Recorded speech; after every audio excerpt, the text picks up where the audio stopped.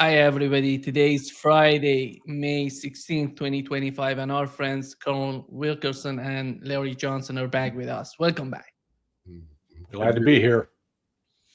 Larry, let's start with you and what has happened in the Middle East. The Trump's visit to Saudi Arabia, then Qatar, and he's talking about a proposal to Iranians. What's your take on that? Well, Trump continues to try to play both sides. On the plane today, he said that the United States has placed like its final offer before Iran, and Iran better take it or else there'll be bad things. I think that's just his negotiating posture. Iran, I don't think, is going to be bullied into an agreement. Iran has agreed, as I had anticipated, that they'll limit their enrichment to 3.6%. Everything above that will be done outside the country. They will allow on-site inspectors, and that nothing else. That they're not going to have to start eliminating missiles and vow never to talk to Hamas, Hezbollah, or the Houthis.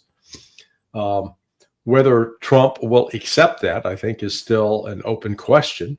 He'd be wise to do it, but if he refuses to do it, then he's backed himself into a corner where he has, intimated that he'll take military action. Well, given the rousing success of the United States in crushing the Houthis, that'd be pretty stupid of him to do, because Iran is in a much stronger position than the Houthis ever were in terms of being able to repel such attacks. So, it really sort of Trump's trying to pretend that the ball is in Iran's court. It's not really. It's in Trump's court. What is he going to do? Will he take the deal that's on the table, or will he walk away from it? Larry, your take. D'accord avec mon ami Larry. Yeah. Yeah, you mean Colonel Wilkerson. You want Colonel Wilkerson, right? Yeah, I would. Colonel, yeah. Yeah, we got to keep it. We got to keep it straight. I'm going to keep it Colonel Wilkerson. Yeah, we'll like we got to take up a title for Larry. Yeah. Intelligence guru Larry.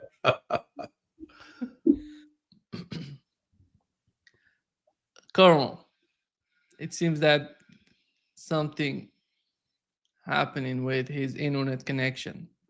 Oh, did it go down on him? Colonel, again? Can you hear us? Yeah, I was. Yeah, you're back. I can hear you. You're back. Go ahead, Colonel.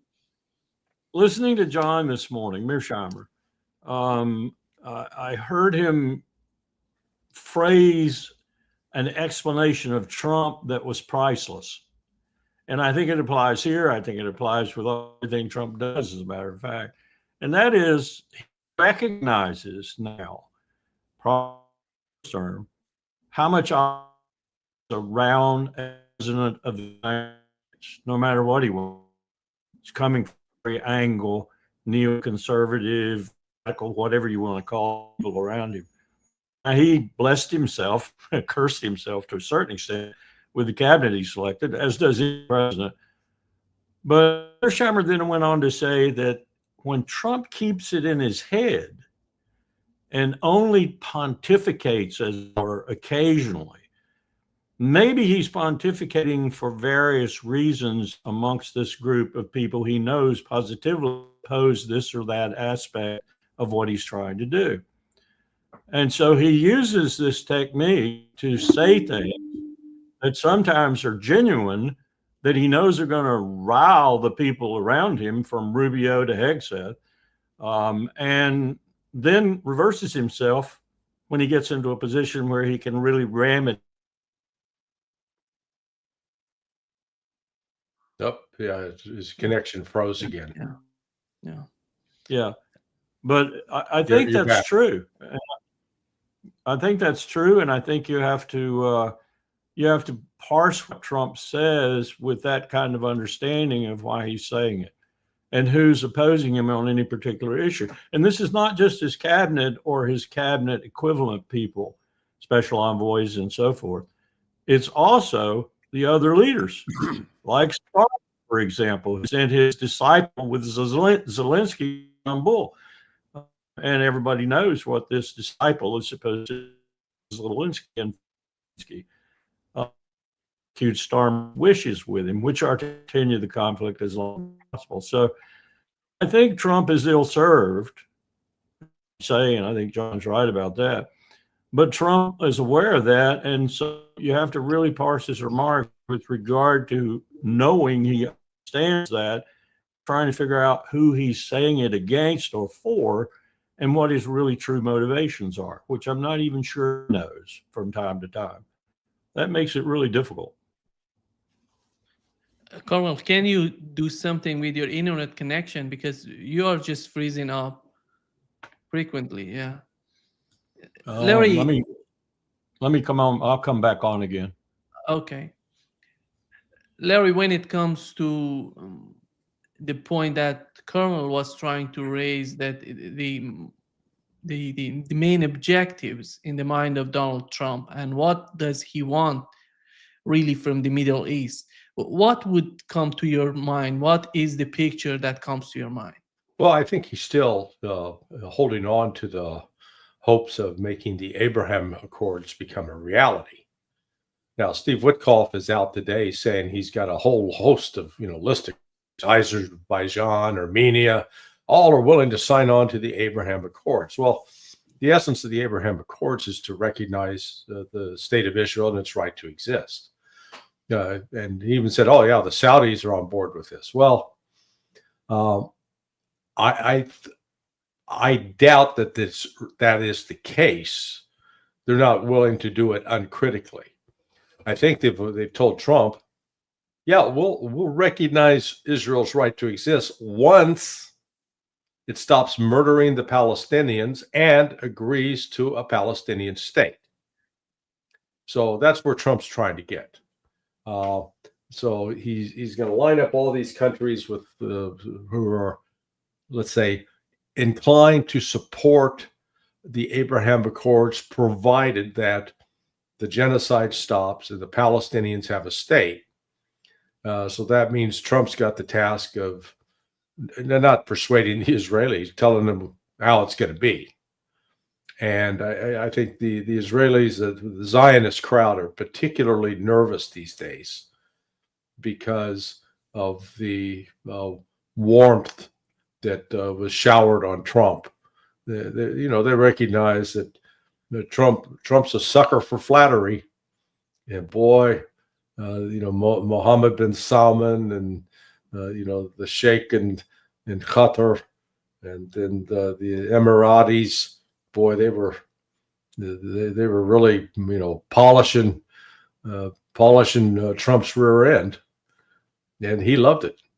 But really, because deep down he's a pretty insecure person. Despite all of his success and all of his wealth, he still it bugs him that he doesn't get the kind of respect he think he ought to get. So. Trump is, I think he hopes to pull the Abraham Accords out as his legacy, but to do that, I don't see any of the Gulf states backing away from their demands regarding a Palestinian state and the end of the genocide by the Zionists. Colonel, what Larry said, resuming what he said, that he believes that the main objectives on the part of Donald Trump is the Abraham Accord. But the problem with that accord is the Saudi Arabia and Arab states are not the way that they were before. And right now they're asking for a Palestinian state, which is not, we don't know how much pressure Donald Trump is receiving from the Israeli government in that term. I think Trump is perfectly willing to go ahead with the Abraham Accords minus Israel. And that's the hammer he will hold over Netanyahu's head. If Netanyahu doesn't respond, I don't think Netanyahu's long for the world right now. The subsequent leader will. So that's a good tactic. And when it comes to, Colonel, you didn't mention the case of Iran. And Larry said that Iran is prepared to make a deal with Donald Trump. But the the question is on the part of the United States, on the part of the Trump administration. Are they prepared to do that, in your opinion? I think Trump is, as I was saying before when my net went down. I think Mearsheimer's right about interpreting Trump in this particular instance, very right. That Trump knows he has a lot of enemies. One of them is in Turkey right now. His name is Lindsey Graham, and he's with his Secretary of State, National Security Advisor of all things. And he knows these enemies are going to try to derail everything he's trying to do, and subsequently might succeed in the Congress with Lindsey Graham leading the fight. So he's got to be very careful about what he says. He's got to sneak up on it, I think. And he's got to lay these things out all along that appease these other people for temporary purposes. But once it's done, I think he thinks he can drive it home. So I think we're seeing a convoluted, if you will, talking pattern around Trump, added to by these advisors who are trying to do things to disturb it too. But I think the talks are going okay. Larry, when it comes to Donald Trump's attitude, we know that he's so much considering the deal between how does the United States benefit from any sort of relationship. If we consider that sort of attitude on his part, do you think that it could bring some sort of change in the way that the United States sees the Middle East? Because let's assume Donald Trump look at Israel. He has to pay Israel for everything. And he goes to Saudi Arabia, to Qatar. He receives, instead of paying, he receives. And in the case of Iran, I would argue if something happens between Iran and the something good happen between Iran and the United States, it would be beneficial for both parties. But with the continuous conflict in the Middle East, the United States has to pay more and more to Israel. Well, yeah, I mean, Israel's a lost leader. It's like having that relative move in with you that eats all your food, drives your car, and wrecks your house. That's Israel. There may be close to us as historically, but good God, they're a curse, a plague. So, the Gulf Arabs, I give Mohammed bin Salman credit. They understand. Throw $1 trillion at Donald Trump, and boy, he'll jump around like the organ grinder monkey. He will dance and do whatever you need to do, and they knew exactly how to play him. And Trump's. I think Trump's happy to be played that way. During the speech, when Trump made that, said, "Hey, I'm going to lift sanctions on Syria." Boy, the crowd went wild. They're applauding, like seals getting ready to get fed. And then when we mentioned something about, and I'm going to look forward to bringing you into the Abraham Accord, dead silence. It's like being in a mausoleum at that point. So, all this happy talk and spin. Oh yeah, man, these guys are lined up for the Abraham Accord. I think Trump wants that deal, but he's going to have to rein in Israel ultimately, bring him to heel. And, the reports out of the Middle East Spectator last night, I don't know if it's confirmed, was that the Israelis, they waited until Trump was leaving the Middle East to start renew their offensive in Gaza. And again, it's sort of a fool's mission for them because, they couldn't accomplish it in the previous 20 months. All they're keen on is killing Palestinians. And yet it's finally, I think the international level of outrage has risen across the board. We saw China 2 days ago before the International Court of Justice, just really lambasting the Netanyahu and crowd. So, maybe the worm's starting to turn on this, but Israel's showing no signs of coming to its senses, and it's up to Donald Trump to see if he can knock it into him. Larry, Larry or Colonel Wilkerson? Yeah, Colonel. Yeah, again. Colonel, do you see that this visit shows somehow some sort of unity within the Arab states, among the Arab states. Do you see that, or that's not the case anymore? We cannot argue that. I think it's always difficult to attribute, if we're talking about 22 countries, any kind of unity to the Arab states, other than the fact that they have a league. But I do think, well, let me back up just a moment. I listened again this morning to Trump's more startling remarks in some regards. Now, I know he didn't write that speech. I'd really like to know who wrote that speech for him. He didn't even know how to pronounce Kabul, or Kabul, as most people say. I think most people in the region call it Kabul. I'm not even sure he could point to Kabul on a map. He did know how to say Baghdad. He's, after all, had more experience there. But what he said in that speech was a complete repudiation of all American foreign policy, diminished a bit by President Obama, back to the end of H.W. Bush's administration. A total repudiation of the neoconservatives, a total repudiation of weaponizing liberal democracy in the name of power and hegemony, a total repudiation of many of the people who are arrayed around Trump right now, trying their best to derail what he wants to do, that you and I would probably think was fairly positive. So this was a remarkable set of remarks in a place that, was not really the place to deliver them, but he did. I'm sure the Arabs had most of them anyway, even bin Salman and bin Zayed too, probably didn't even understand the full context of what he was saying with regard to American foreign policy gone badly astray for the past 20 plus years. So I'm waiting to see just what comes out of that in terms of defeating, if you will, the neoconservatives within its midst and within the country in general. Second, I would say I do think that Netanyahu is perched right now, ready to fall.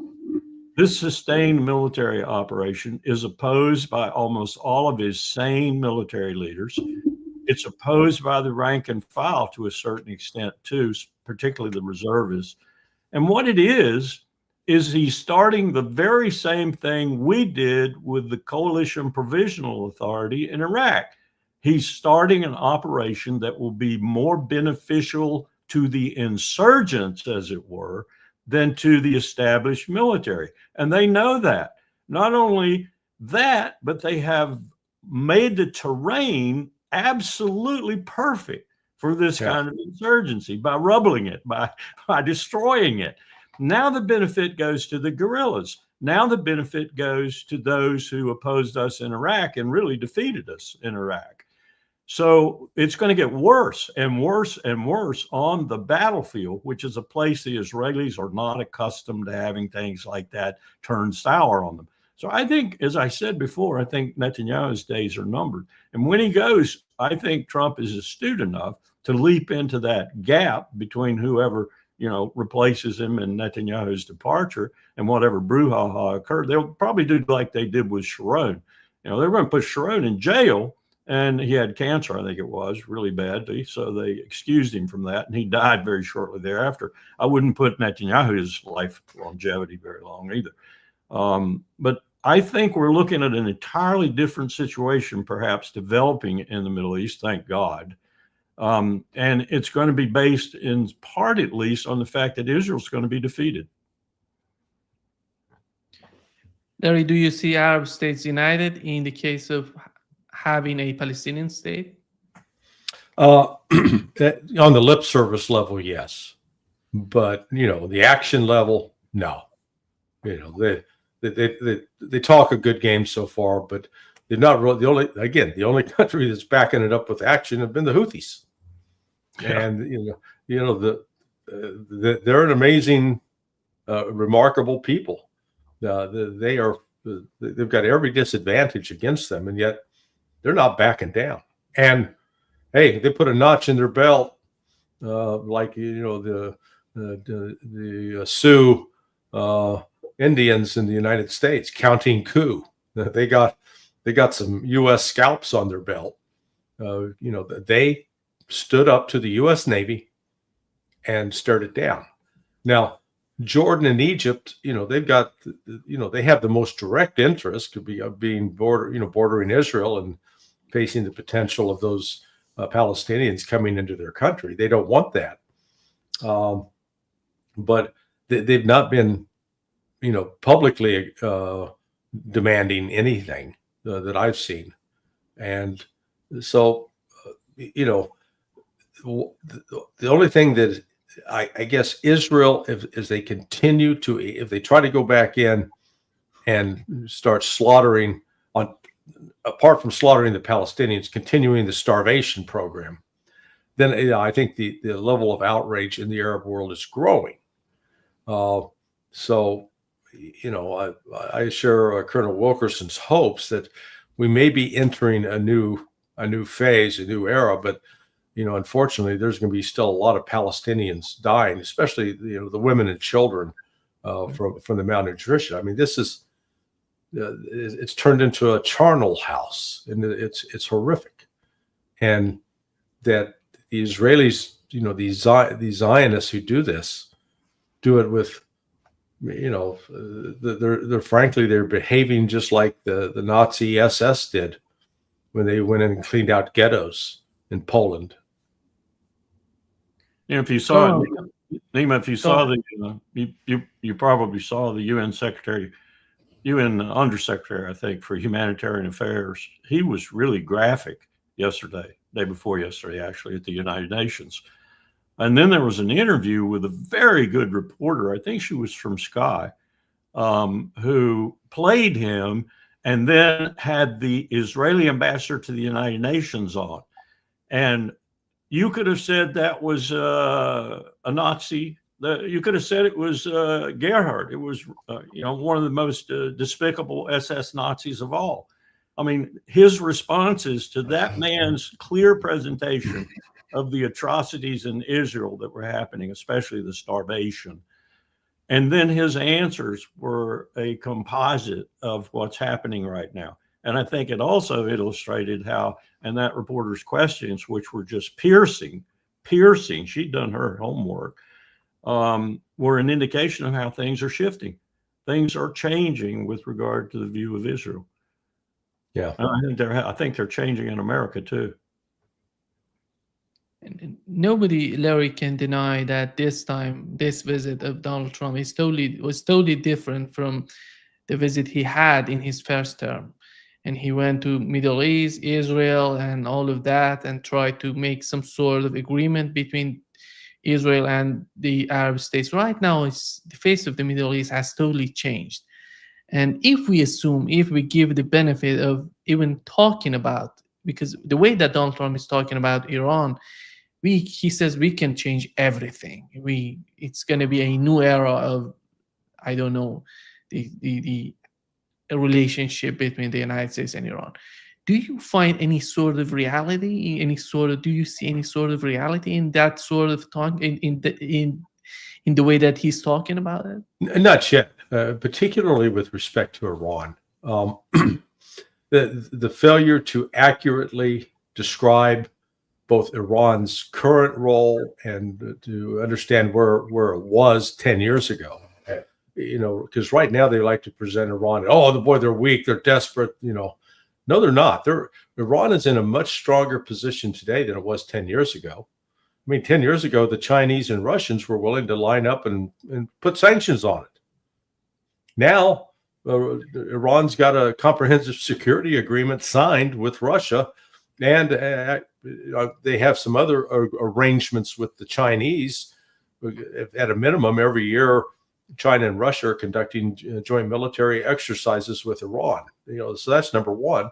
Number two, Iran, by joining BRICS, is looking to leave the Western financial system, and will find an alternative. The other thing, though, is in Trump world, Iran is represented as this malicious, malevolent force for terrorism in the region. This is mighty terrorist nation. The reality, and like I deal with facts. So I went back and looked at the country reports on terrorism published by the U.S. State Department, All that data is collected by the office, the National Counterterrorism Center, NCTC, and it's based on U.S. intelligence. Except for 2023 and the preceding years, there is not a single country that is receiving money or support from Iran that's listed as a major terrorist group. The top 10 terrorist groups are all funded by the Saudis and the other Gulf Arabs. And, here's Trump, shaking hands and doing an embrace with al-Shara, formerly known as al-Jalani, who was a member of ISIS, and then al-Nusra and Hayat Tahrir al-Sham. They were listed from 2017 forward as the number 7 most active terrorist group in the world. And yet, what was Iran's response to the rise of this radical Sunni Salafist extremism in Syria? Iran sent its military forces to fight it. The same thing that we were claiming we were ostensibly doing. So in that sense, here was Iran really on our side, and yet we refused to recognize it or acknowledge it. And so we've created this cartoon of Iran as this irredeemable sponsor of terrorism. Absolutely not true. Absolutely not true. And we can go, do they support Hamas? Sure. And I can show you the Israeli government's foreign ministry figures from August 2000 through April 2024, a grand total that they identified of 672 Palestinian terrorist incidents, and of those, only 105 were carried out by Hamas over a 20-year period. That's not a terrorist tsunami. So, this refusal to deal with facts drives me crazy. But, and I think that's where Iran is in a much more confident position now with the backing of Russia and China, that it's going to, and militarily, they've shown that they can hit Israel if they want to, and Israel can't stop them. Colonel al-Jolani, and he went to Saudi Arabia. He talked with Donald Trump, and we know that Donald Trump has announced that he's going to lift all the sanctions in Syria. How do you find Donald Trump and the way that he's dealing with al-Jolani? Do you think that would be the foreign policy of the United States for the coming years, or is just a tactic for the moment? I think almost anything the empire does now is a tactic for the moment, with one or two exceptions, because the empire doesn't know what it's doing. It doesn't know how to deal with what's happening, which is, as I've told you before, a humongous shift of power from the West toward the East, with China being the magnet sucking that power. And we're trying our best in every way, fashion, or form to contest that, most prominently with using Ukraine as a proxy to fight one of the elements of that shift. A huge element of that shift now. We have made it that. It wasn't before, but now it is. Russia has made the decision now. Always positioned in that heartland that, McKinder talked about, and that do I go east or do I go west? Do I go east or do I go west? Well, we forced Russia to make that decision now. Russia has made a decision to join that group, of which the BRICS are a manifestation, if you will. And Iran's in that group, and India's in that group, and Pakistan's in that group, and what is it? 4/5 of the world's population is in that group.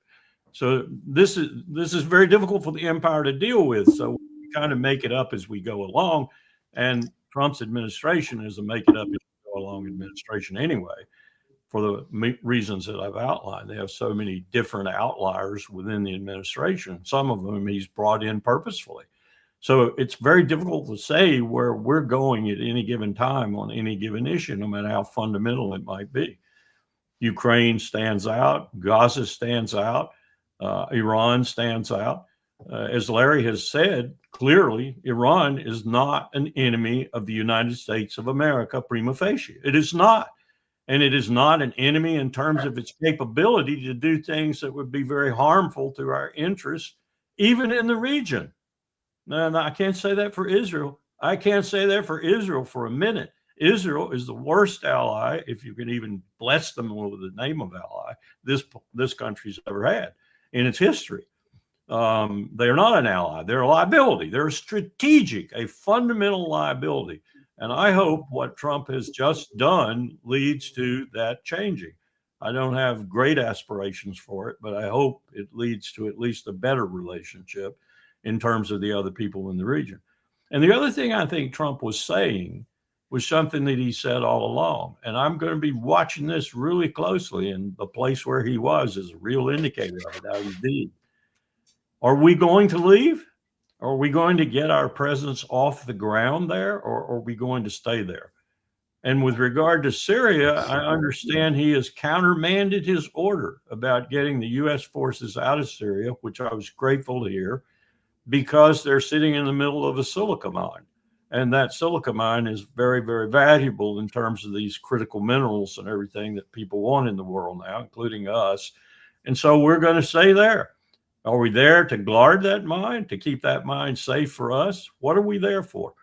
And the last thing I'll say about his relationship with the new leader of Syria, as it were, is FDR had to deal with Stalin. I mean, you got to deal with people sometimes. And in this particular instance, it's probably a wise decision to lift the sanctions and deal with this guy. I don't care if he's killed Americans in the past. Well, maybe I do, but you got to deal with people as they come and as they evolve and as they metamorphose. And this guy seems to have made quite a metamorphosis, if it's legitimate. At any rate, he's got the people of Syria. I thought yesterday I saw 500,000 Syrians are now back and in their homes or near their homes and feeling pretty good about the state of their country. That's a hell of an achievement. So God bless Trump for doing that. You know, there's not without precedent the United States embracing terrorists who become leaders of countries. There was this fellow named Menachem Begin, and then there was Yitzhak Shamir. I mean, Begin, I think, was Irgun. Durian. Yeah, yeah. So, you know, it's not without precedent. I don't know how to deal with these contradicts of Donald Trump. And he, on one hand, he wants to withdraw from Europe, and he says he wants to somehow withdraw from Syria. But he said that he's somehow disappointed with the way that they withdrew from Afghanistan. They would prefer to have forces in Afghanistan. How do you evaluate that, Larry?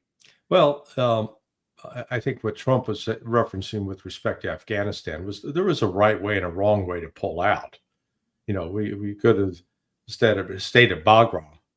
Instead of, you know, immediately they closed down Bagram, turned it over, and so they cut off their secure means of getting in and out of the country and being able to resupply. Bagram is a much easier facility to defend than, you know, the airport right there in the middle of Kabul. So, you know, I think Trump is proposing something a little more thoughtful. At least I would hope so. Yeah, I would just add to that, from a military professional's point of view, I would have stayed in Afghanistan. And I would have stayed there in a very different fashion than we were positioned to stay at the time we exited, or that we were more or less creating during the entire time we were there, which is 1 year at a time, just 1 year at a time. We never had a strategy. We never had a philosophy even. But my reason for staying in Afghanistan would have been several key things. One, it puts us in Central Asia. Okay, Southwest Asia, Central Asia, the tip of Central Asia.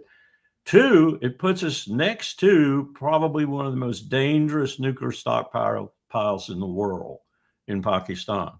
And three, and this is going to sound really underhanded, but I'm sometimes that way too, it puts the CIA in a place where they could use the Uyghurs to significantly destabilize China were we to have to go to war with China. I wouldn't want that to come to fruition, and neither any more than I'd want a war with China to come to fruition. But it looks in many ways like Mearsheimer's right. We are inevitably going to get in a conflict with China sooner or later, probably sooner rather than later, because we're going to be so bad later, we won't be able to handle it. I'm not sure we can handle it now. So Afghanistan put us in a region of the world that is very significant. Ask the British, ask the Russians. And we were there. We didn't have to stay there and build a nation. We didn't have to stay there and, export liberal democracy.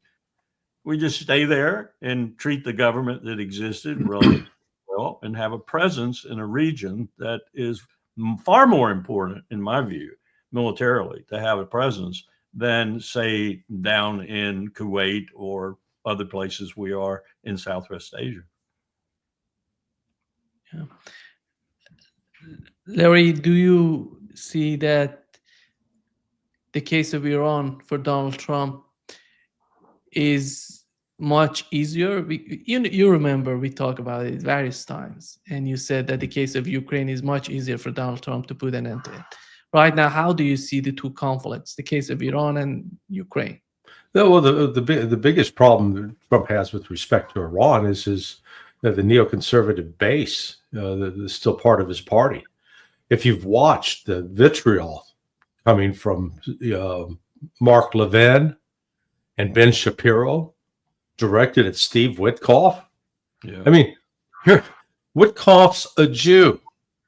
Shapiro's a Jew. Levin's a Jew. But according to Levin and Shapiro, Witkoff's not a good Jew. No. In fact, he's an anti-Semitic Jew. I mean, it's just like, are you self-loathing Jew? Yeah. I mean, it's just they're out of their minds. They can't believe that Trump would even entertain this.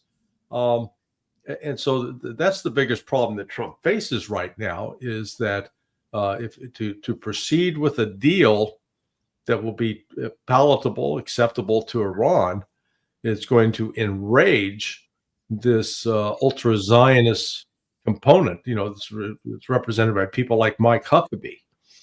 But Trump may be willing to do that because Ryan Dawson, I don't know if you know who he is, but Ryan reminded me the other day that Witkoff is very, very close with the wealthiest Israeli in the country, who is a real estate guy as well in New York City. And that guy is not friends with Netanyahu at all. And that guy has been friends with Trump as well.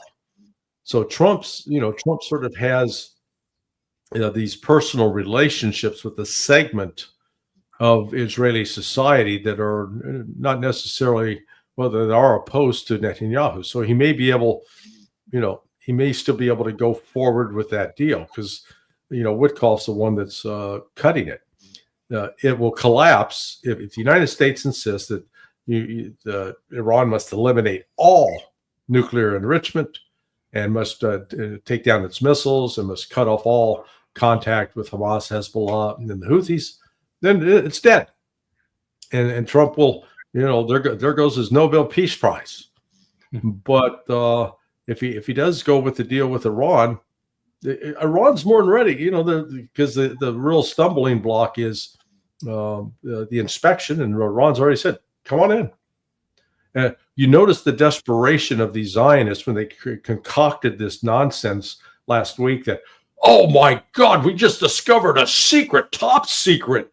Man, this is the ultra top secret nuclear facility in Iran, and nobody knew about it until now. And in the corner, the source of it was this Iranian opposition group. I'm going, oh, gee, I bet they've never gotten a single dime from the CIA.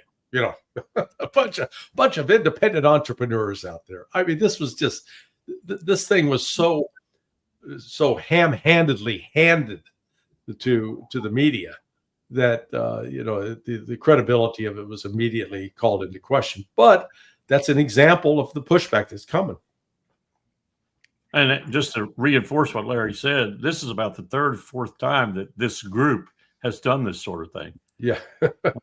Yeah. John Bolton is a big party with this group. He gets $40,000 speaking fees from them. Colonel, can we say that Donald Trump has never been in a better position to deal with Netanyahu as he is right now? I think you can say that. And Netanyahu is mostly responsible for that. But Trump has some of the, let's put it this way. He's the one who decided not to stop in Jerusalem on his way, home. That's a blow. That's a blow, because one of Netanyahu's most powerful tools is, when I crook my arm, the American president comes. And that's the reason he comes to Washington so often, to prove to his own citizens that he controls the sugar daddy, that he has the sugar daddy in his back pocket. Well, Trump just rebuffed that. Yeah. Larry, Netanyahu is not just facing the conflict outside of Israel, and with the case of, as you've mentioned, with the case of Gaza, he wants to attack Gaza. As we talk, they're somehow responding to Yemen. And how about inside Israel? Do you see that people in Israel are getting closer to somehow say to Netanyahu, you're not anymore the prime minister, you're not that much beneficial to Israel? What you're seeing is the fracturing of Israel into two real, three camps. Let's call it the settler camp, the Ben Gavirs, the Smotrich. They appear to be the largest, not necessarily a majority, but the largest plurality. And then you've got sort of let's call it the traditional European, the Golda Meir crowd. That doesn't mean that those two sides, they share something in common. It's a hatred of the Palestinians by and large, and a desire to destroy them. So I don't want to present that, there's one crowd that wants to work with the Palestinians. No, but they are diametrically opposed. And then you've got the ultra orthodox, the ones who are refusing to serve in the military and who do not recognize Israel as a fulfillment of prophecy. They think it is actually an abomination. The voices within, let's call it the European crowd, the Ashkenazi, have grown more strident, more aggressive, and a number of generals are speaking out. The attack on the head of Shin Bet by Netanyahu has elicited a great pushback. You've then got the military fatigue that's setting in among the reservists, because Israel is largely a reserve army. And I remember my boss at State Department was a retired Marine 06, Dominic Richard Aloysius Gannon. And at the very start of the first Gulf War, he says, "Yeah, now we're going to see why everybody thinks the Israelis are so great." And I said, "Well, why is that, Colonel?" He said, "They've only fought Arabs." And he was very disdainful of the Israeli army's military capability. And he said, "Look, they don't have this NCO corps that a modern, like the U.S. military does. And, where you have senior sergeants, staff sergeants, first sergeants, that guys that have enlisted but have risen through the ranks, got experience, because inevitably these are the guys that mentor, newly minted lieutenants and young captains. They keep them from doing stupid stuff, which officers like that are prone to do. Israel doesn't have that. So you look at the Israeli army right now. You've got Private Shmuckatella at he's 19 with a Captain Shlomo who's 20. Well, there's no way in hell you could be an effective officer at the age of 20, not having had time to be seasoned with experience. So what's happening within the Israeli military ranks is increasing signs of battle fatigue, post-traumatic stress disorder. They're running into the same thing that the German Wehrmacht did when they first went into Poland and then Ukraine in World War II, where they were lining civilians up and shooting them and putting them into pits. That the regular army, the regular German army, suffered severe psychological, emotional crisis over that. And there are documents from their field commanders writing back up the chain of command to Berlin said, "Hey, You got to stop this. You're ruining the combat effectiveness of our troops. Israel's running into the same thing. They're not all a bunch of predatory thugs or maniacs. You've got a number of decent human beings who are put into this horror, and they're psychologically breaking down. The rate of suicide for the size of that army has been going up. Carl, your take on Israeli army? Well, I just reinforce what Larry said. I remember it's probably been destroyed now by Israel, but there was a video of Moshe Dayan, and I remember it vividly. He was being chased by a reporter who was asking him after the 6-Day War, the Blitzkrieg War, how'd you do it? How'd you do it? How'd you do it? And he finally turned on the reporter and he said, well, it helps to be fighting Arabs, in English. Yeah. True. Yeah. I think Larry's right. I think they're having trouble, and not just for the reasons Larry outlined, but also because for the past 20 years, those who are regulars, more or less, and some reservists have been on garrison duty, where they could butt stroke the Palestinian who wasn't cooperating at the checkpoint and did so all the time, maybe even shoot them in the knee or the foot or something. I mean, these kind of incidents occurred every day. It's not like it started on October the 7th. Been going on for quite a while, especially with Netanyahu in charge. So yeah, they're not the most fabulous army in the world. They're not the army that everyone in Israel wants all their enemies to think they are. And now They've been deteriorated majorly. They've been really disturbed. And throwing these Orthodox who have responded to the draft call in is not going to help at all. Larry, what has happened in Istanbul? The two delegations have met. Somehow they're talking about there was no outcome, no positive outcome. Some say that it was positive. Yeah, how did you find the talks between the two delegations? Well, a lot of it's show, because the war is not really between Russia and Ukraine. The war is between Russia and NATO. Ukraine is just a pawn in this. And it's not a matter, we need to dispense with this idea that, if we just get Russia and Ukraine to sit down together and work out their differences. That's the root cause of this is NATO's expansion to the east, NATO's arming, equipping of Ukraine, and preparing it to have been an army that would defeat Russia. NATO's plan to provoke a confrontation with Russia in order, because NATO foolishly believed they could defeat Russia. And this project's been underway since at least 1995. Yeah, it really got going in 1997, and Clinton kicked it off in 1999 with the expansion of NATO, adding 3 more countries, expanding NATO at a time when the Russian army is contracting and shrinking. Makes absolutely no sense. Yeah. There's no justification whatsoever. So, apparently what's reported is the one thing they did agree on, they're going to exchange prisoners at 1,000 for 1,000. That's a great deal for Russia, because Russia's got a lot more, has far fewer soldiers that are in Ukrainian custody than Russia's holding in its custody. But Russia's basic point was, look, here's our starting negotiating position. You withdraw from Kherson, Zaporizhia, Donetsk, Luhansk, and then we can talk about a ceasefire.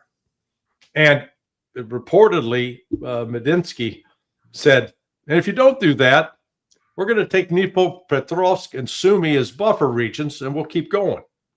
So, the ball's definitely in Ukraine's camp to figure out how to respond. Now, they're going to reject that. There's no specific date set for new talks. They're trying, there's a lot of spin putting out that, at least they met. Yeah, that's great. But until NATO decides to say, okay, we're done, we're no longer going to attack Russia. Because notice what's happened in this last week, in the last 4 days. I believe it was on Monday. The Germans and the Danes, they tried to take on a tanker and to seize it, one of the ghost ships of Russia.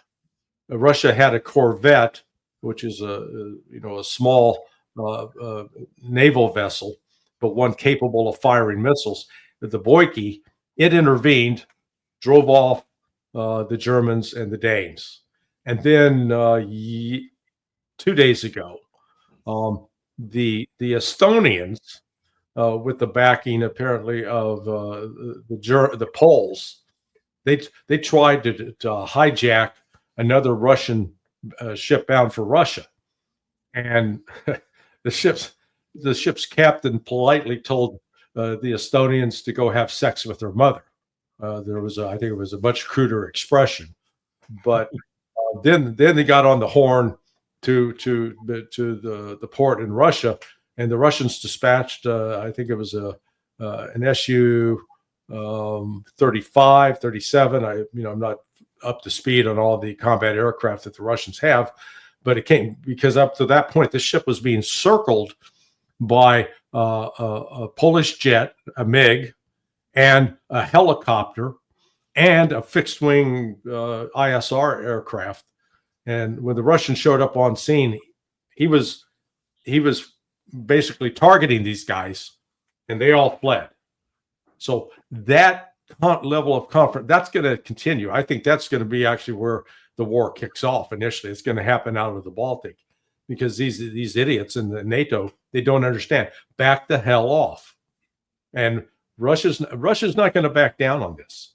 And until this NATO issue is solved, a bunch of Ukrainians are going to continue to die. They're simply pawns of NATO. And here's Trump pretending, I don't have nothing to do with NATO. Nonsense. Colonel, I have never thought that Donald Trump would be that much incapable of dealing with Zelensky. It seems that he's totally somehow he has not been able to put pressure on Zelensky the way that he was talking about it before. No, it's Larry's right. This is a very dangerous game to play, and these Europeans have no idea how dangerous a game this is to play. We are responsible in many cases for putting them in place, as I've said other places. We've been working since 2002. I was there from 2 to 5 on getting governments elected in Europe that, one, do not represent their people, and two, represent our interests only. And we're paying for that now, paying for it dearly all across the enhanced membership in NATO. I think what Sergei Lavrov, Medinsky, Pavlov, others said in the last few hours, and the most operative phrase for them is recognized by Trump. And that phrase is, got it written right here. We have to eliminate the basic, this is in English, eliminate the basic root causes of the conflict. How many times has Putin said that? How many times has Sergei Lavrov said that? How many times have any of the Russians said that? That's the real issue here. And you're not going to get any negotiations to succeed until you realize that's the issue, based in Russia's existential fear of NATO being so proximate. It's got to cease. And Ukraine was the proxy for making that happen. And Ukraine has been defeated by blood and treasure of the Russians. And it needs to be recognized that we need to stop. Until we get to that point, until Trump gets to that point, and maybe he is at that point, he just doesn't know how to get it, operate into operation. We're not going to do anything. And Russia's going to keep on pushing and keep on winning. And keep on, the blood will keep on flowing. And ultimately, as Clausewitz tells us, the momentum of the war will be so incredible that Russia will have all of Ukraine, which it doesn't want, because it knows that it'd have an insurgency right off the bat, that it'd be hard to manage and so forth. So it doesn't want that. It wants it to stop. And now the press is full of, this morning, these little innuendos about Putin being assassinated, about Putin losing his grip, about the Russian people wanting to get rid of it. This is all CIA shit. I wouldn't be surprised that Mossad didn't join in it. And all the British and intelligence, MI6, the French intelligence and others. We need to stop this. We need to bring this conflict to a close. Trump said he would do it. Do it. Do it. And recognize that you have to see and deal with the root causes of this conflict. You and NATO, with Ukraine as your proxy. What was Zelensky doing, Larry, in Istanbul? And he said that Putin is not here, he's not coming here to reach a deal. We know that it's not that realistic. What was the main objective on his part? Well, actually, he didn't go to Istanbul. He went to Ankara. And had a meeting with Erdogan, and they rubbed butter on each other's rear end, and then he gave the blessing for his delegation led by Umarov to go to Istanbul, and then Zelensky flew to Albania to hang out at a NATO foreign ministers meeting, and there to suck up, maybe they could have the cocaine cowboy party with Starmer and Macron. Maybe they come in, and, hey, that was a great train ride. Let's do it again. Albania is the place to do it. Yeah. I mean, it's a lot of the organized crime is there, and the cocaine flows freely. But Zelensky's he's trying to posture this as if that I'm going to show up Putin. Zelensky he's a pimple on a gnat's ass is the reality with respect to Putin. Putin is not obsessed with him. Putin recognizes correctly that Zelensky's just been a tool. He's been a willing conspirator with the West in their entire effort to try to destroy Russia. And I think he realizes, man, he's got to keep this gig going, because once it's over, he's a dead man, literally. Yeah. So as long as they're still in the fight, he can keep up the pretense. But I think Zelensky's days are numbered. Carl, do you understand the behavior of the new Chancellor of Germany, Merz? Only in the fact that he was CEO of BlackRock, and I understand the CEOs of BlackRock. And he's got that kind of attitude. He's got that kind of corporate image attitude, that kind of, I can deal with anything. I can do it with Trump. I can do it with Macron. I can do it with anybody else in Europe. And oh, by the way, I can also do it with Germany. I don't even have the majority of the German people behind me, but I can do it with Germany because I'm powerful. I'm powerful. I think Merz is not long for this world as the Chancellor of Germany. I wouldn't give him 2025. Do you foreign feel minister that is not much better? His foreign minister is a Nazi in many respects. They talk about the AfD as being extreme and Nazi-like. This foreign minister is he's a former, I think he's a former colonel or maybe even higher ranked than that in the Wehrmacht or in the German army. And he's got that kind of attitude that we ought to take on the Soviets again, and this time we ought to win, or the Russians. What a foreign minister. Larry, is that putting AfD in a better position? No, look, the problem, the European, not just Germany, the European political system is fractured. It's completely dysfunctional. There's no majority.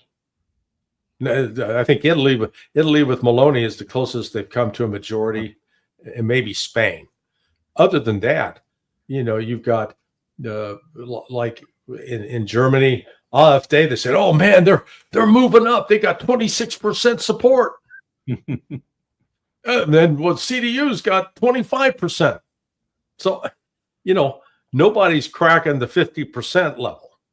So all you've guaranteed there is just a fragmented fist fight. And frankly, I think that's where the United States is headed in that direction too, because you've got the fragmentation within the Democrat Party, and you've got it within the Republican Party as well, between the rhinos and the MAGA crowd and the neoconservative crowd.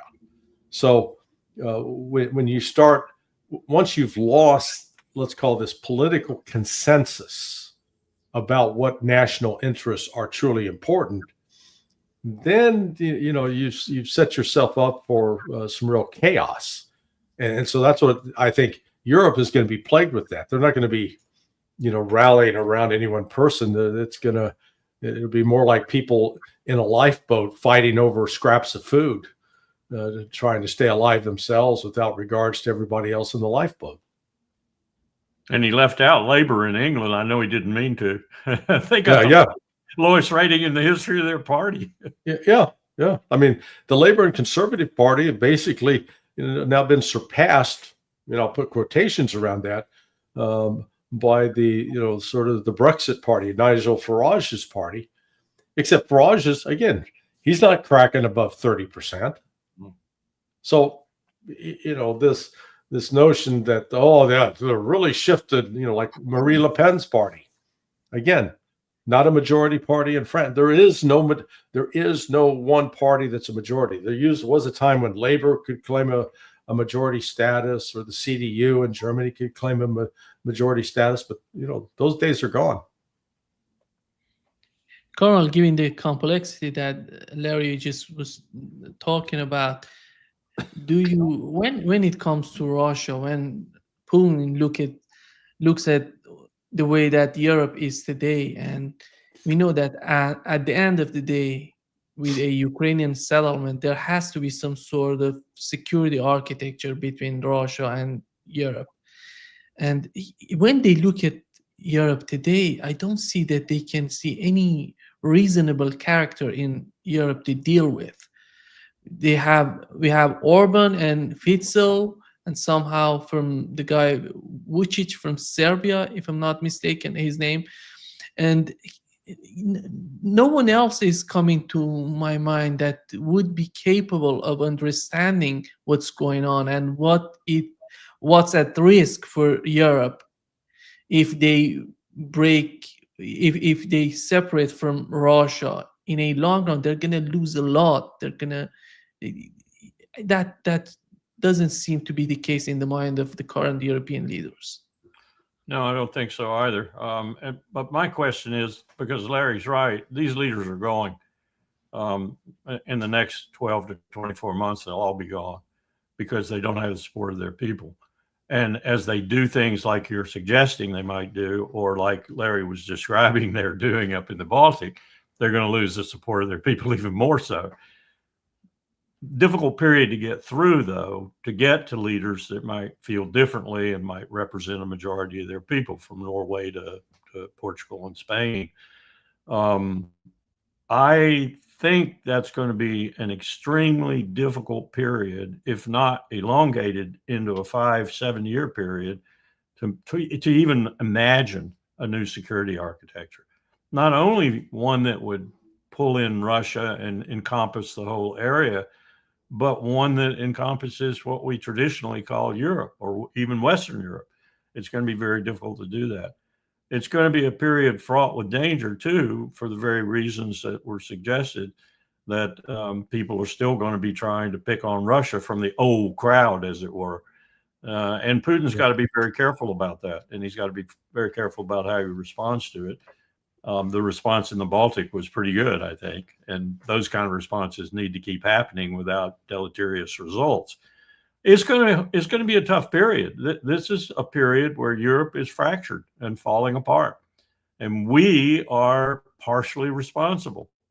And we're not doing anything right now to help them arrest that tendency and to start on a new path. I don't know if Trump's capable of that. I don't know if this government is capable of that, but it is a future problem. And throw that into what I said about the inexorable movement of power away from the West and toward the East. That includes Europe. And that's going to be an unconscionable position for a lot of leaders to take in any way to recognize and deal with. But that's what they should be doing. It's a multinodal world now. It's a world where there are a lot of near peer powers or peer powers, if you will. It's a world that is going to be increasingly dominated by the Chinese and to a certain extent their alliances, as it were, and not us. And we've got to accept that, and we've got to deal with it. And we've got to deal with it with diplomacy and with economic power and cultural power and informational power and intelligence, not the military and not sanctions. We have to deal with it in an entirely different way. I love the expression that Xi Jinping uses from time to time. It's an ASEAN community type world. It's an ASEAN community type world. I had to work with ASEAN for a long time trying to bring about a policy of their having some kind of security component. We were ramming it down their throat. You got to have a security. And their response was, no, we do not want a security component. That gets you in trouble. We are for finance. We're for informational exchange. We're for artistic and cultural exchange. We're for all manner of soft power, but we aren't for hard power. Thank you very much. We do not want to be a member of NATO East. That's what we're talking about now, I think. And we've got to deal with that. If we're not willing to deal with that, we're going to be a pariah of the world. And the rest of the world, 4/5 of which is not us, is going to move on.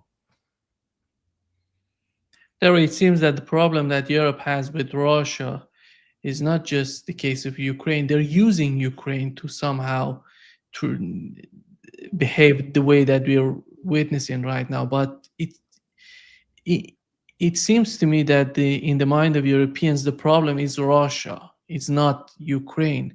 And how do you see? Because if you look at Ukraine today, Ukraine's army today is in coma, and they're talking about the guy that is in coma is going to play in the national team. That's not possible unless you have other agendas behind what you're talking about. Well, again, this is, like I said, this has been a more than 30, 35-year project, going back with the foundation of when the Soviet Union broke up and then all these former Soviet states emerged. The United States could have made the choice, along with the Europeans, to let's embrace Russia. Because Russia was saying all along, hey, look, well, let us join NATO. Yeltsin made the request, Putin made the request, and they were turned down. And they were turned down for one very simple reason. The military-industrial complex that they own Washington about to the same extent that AIPAC does, insisted that we had to have an expansion of NATO, because if you expand NATO, then you get all these new NATO countries that have to buy all this new U.S. equipment and buy from these U.S. corporations whose bottom line depends upon expanding their economic growth through government, the government giving them money. So this desire, this plan to provoke Russia was in place, and it really started under Clinton in 1999. I think we talked about it last week, where, in March 12th of 99, Clinton adds 3 countries, Poland, Romania, and the Czech Republic, to NATO. 2 weeks later, the United States starts attacking Serbia, bombing, which was a Russian ally. Then on August 7th, U.S. supplied, funded Chechen insurgents who are tied to ISIS launch an attack into Dagestan, which starts a 10-year Chechen war. This was all designed to stabilize Russia, and that's when Putin took over. And Putin, smart guy, he recognized Russia at the time was militarily and economically not prepared to confront the United States and Europe. He started trying to rebuild and reform. The reforms didn't really start kicking in until 2008, after Western-backed forces launched the attacks on Russian positions in Ossetia and Abkhazia in Georgia. And remember, there have been Russian peacekeepers there since 1991, when those two areas in Georgia wanted to break away and declare their own independence. and Russia had sent peacekeepers that had been there for, well over 15 years. And so all of this was coming against the backdrop of the United States and NATO wanting to expand NATO, and the Europeans going along with it. And Putin saying, "Niet, no, no." And they finally did it. George Bush added 7 countries in 2004. Barack added 1 or 2. Trump added 1. Biden added 3. Now it's up to 32. And that's where this root cause is entirely part of NATO. And yet, despite Biden's claims that NATO is more unified than it's ever been, it's coming apart at the seams. Absolutely. Because there is no unity within. But that's where the problem lies. And frankly, eliminate NATO, a lot of these problems go away. Nima, you ever heard about the great man theory of history? Let me give you an example. If Colin Powell had decided in 1995 to run, and both parties were after him, both parties, hadn't happened since Eisenhower. If he decided to run, he would have won. Had he been president, the world would be a different place. That's how bad Bill Clinton was to kick all this off that Larry just described. Yeah. Colin, I'll never forgive him for it. I'll never forgive him for it. What Larry just said, Carl, shows that how delusional is the mindset of Europeans. And we have to consider that those days are gone. They're not there anymore. Russia today is a totally different country in terms of their military, their economy, the ties that they have been growing stronger with China, Iran, and even India, I would argue, within the BRICS. And you see the same strategy on the part of Europeans, as Larry was just pointing out. How do you see Europeans confronting the reality? Is there any place for reality in their mind? Not very well. Not very well. And look at what just happened, apparently, and I'm glad it happened, with India and Pakistan. They reconciled their differences. They exchanged a few rounds at one another and reconciled their differences. I'm sure that the good offices of Beijing and the good offices of Moscow had much to do with that, although I'm told we finally did weigh in. I'm not told how effective our weigh-in was, and I doubt it was very effective. I suspect the others did the heavy lifting. Inexorable power has got to be recognized sooner or later. Those who don't recognize it are going to rue the day they didn't, and maybe even the moment they didn't, like, for example, the incident in the Baltic. It's inevitable. It's inexorable. It's happening. And if Europe can't accept it and the United States won't accept it, we're in trouble. We're in big trouble because, like I said before, we are 1/5 of the world. Less than that, really, if you factor out Russia from Europe.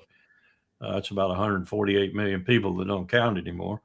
So, the world's changing, it's shifting, and if you don't accommodate it, you are going to be left out in the cold. Larry, does Donald Trump need, or Putin need to meet with Donald Trump or Putin? And these two characters, these two leaders, do you find that they do need to meet? Putin doesn't need to meet with him, but Trump does need that meeting. If nothing else, just to solidify his, his reputation, believing that he's the greatest deal maker in the world. When they meet, Putin's going to be polite and direct, and will again explain to Donald Trump why, what Russia's bottom line is. That these NATO provocations have got to stop. And Trump, right now the NATO plans are and the U.S. plans are to build this enormous base in Romania. It'll be the largest military base, the U.S. military base in Europe. Well, there's no need for that. Stop. Back away. Take out the Arrow missile systems or the Aegis missile systems that are on the grounds in Poland and Romania, pointed at Russia. There's no reason for that. This so a meeting like that would be valuable if it would persuade Trump to stop the madness. But Trump still labors under the delusion that he had nothing to do with this conflict, and that what happened between Russia and Ukraine had nothing to do with him, despite the fact that when he was during his first term, the NATO military exercises became more aggressive, more oriented towards offensive action, up to and including when he authorized the B-52 bombers were allowed to fly along Crimea, this coast, during a quote exercise. And he sent javelin, brags about, I sent them those javelins. I didn't send blankets like Obama. Well, yeah, you should be really proud of that. So, he's part of the problem. He's refused to accept that. And, hopefully Vladimir Putin will gently remind him of that. And he's got Hegseth as his Secretary of Defense, and he's got Vance as his Vice President. And both of these people, Hegseth because he can be talked into it, I think, and Vance because he believes it, are amenable to doing things more sanely. And I heard yesterday that the only way anything is ever going to happen, if it happens positively with regard to Ukraine, is if Trump and Putin meet. All these intermediaries are, just fluff. Trump and Putin have to meet. I think that's true, but it's only true if Trump is on his game, if Trump is, wanting to do what he said he wanted to do, which is to shut the war down, and is willing to listen to what the real reasons for the war are. As was said so many times, basic root cause of the conflict. I don't know what the Russian is for that, but the basic root cause of the conflict. And what Larry just described is part of that basic root cause of the conflict. So when they talk, they've got to talk about all these things. And Trump's got to understand that what I think Vance wants to do is what he should do, and they should do as an administration. And that's to shut down a lot of what is planned for Europe that would be unconscionable for Russia to accept, existential for Russia to accept, and deal with that. They've got to deal with that. It's not just Ukraine, it's all the trappings thereof and all the trappings of NATO. And Donald Trump has a good memory of that, Larry. If you remember, in terms of Russia Gate, when he talked with Putin, he said that no, we didn't do anything. And Donald Trump said that he's gonna accept what Putin is doing over what CIA was suggesting to him. Well, go back. Part of the reason the entire Russiagate thing was hatched is because they recognized that Trump posed a genuine existential threat to this corrupt system that is predicated upon portraying Russia as the enemy. And the last thing they want is to, once Russia's no longer out there as an enemy, we can no longer use it as a tool to try to destroy China. I mean, there's some really evil, nefarious people in this, and they're in the intelligence community, they're in the policy community at state, they're in the Defense Department establishment. They sort of agree to the general approach, and you got to have Russia as an enemy, and to that extent, anytime you can impugn Trump's motives, his character, by that, any effort to try to deal fair and reasonably with Russia is going to be couched as, oh, he's just a puppet of Putin. Carl, do you have something to add? No, I was just going to say what Larry just said, a lot of the people who are opposed to Trump and opposed to what Trump wants to do, if we're interpreting him properly, are people who have weaponized liberal democracy the way the Spanish and others, but the Spanish come to mind immediately with Cortez and Pizarro, weaponized Christianity. They were really colonialists, the most reprehensible of colonialists, and they wanted the money. They didn't have anything to do with Christianity, really, although some of them did. But a lot of these people in the bureaucracy, they're like the real Christians were then. They do think liberal democracy needs to be spread to the whole world. That's the reason Trump's remarks were so remarkable in the Middle East, because he repudiated all of that.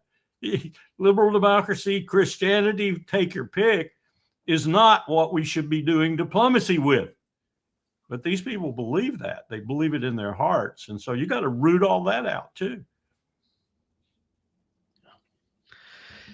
Thank you so much, Larry and Colonel Wilkerson.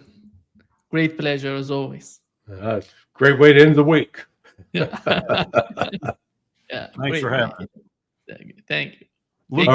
Look after Brazil now. Yeah. I just got a paper from a guy who's got a new economic solution for Buenos Aires. And it reads beautifully. And I told him, I said, how are you going to get this adopted? He said, that's the key. Yeah, because it doesn't involve all the repine and all the IMF loans that get called in later and bankrupt you, and, you know, dealing with the 5%. It involves actually making Argentina the kind of bustling, successful economy it should be. Good luck. Yeah. Yeah. Take care. Bye-bye. All right. Thanks so much. Bye-bye.